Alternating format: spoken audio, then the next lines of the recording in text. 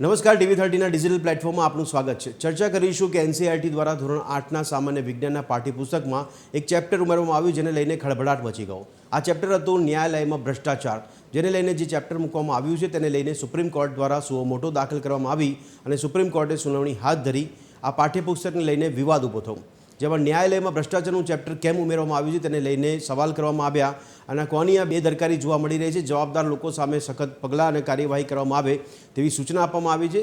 Supreme court દ્વારા NCERTના અધિકારીઓને ખાસ સૂચના આપવામાં આવી છે અને કેન્દ્ર સહિત રાજ્ય શિક્ષણ વિભાગો છે તેમને પણ ધ્યાન દોરવા માટેની સૂચના આપવામાં આવી છે કે સખત નિરીક્ષણ કરવામાં આવે અને ધ્યાન દોરવામાં આવે। આ પ્રકારના ચેપ્ટર ઉમેરીને શું સાબિત કરવા માગે છે? શું ષડયંત્ર છે એક પ્રકારનું કે કાવતરું ઘડવામાં આવી રહ્યું છે કે ન્યાયાલયને બદનામ કરવામાં આવી રહ્યું હોય? આવા વેધક સવાલ સાથે સુપ્રીમ કોર્ટે ઝાટકણી કાઢી છે અને સુપ્રીમ કોર્ટે ઘણા ખાસ નિર્દેશ પણ આપ્યા છે। તેને લઈને જોવું રહ્યું કે હવે કયા પ્રકારની કાર્યવાહી થાય છે, પરંતુ સવાલ ઘણા બધા થાય છે કે આ પ્રકારની બેદરકારી છે, ભૂલ છે કે પછી ઉદ્દેશપૂર્ણ રીતે આ પ્રકારે એક ચેપ્ટર ઉમેરવામાં આવ્યું છે।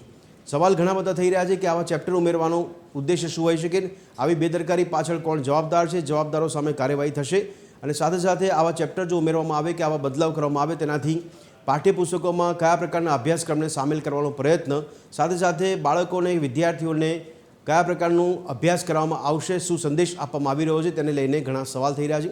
મળીએ રાત્રે 8 વાગે ચર્ચા છડે ચોકમાં।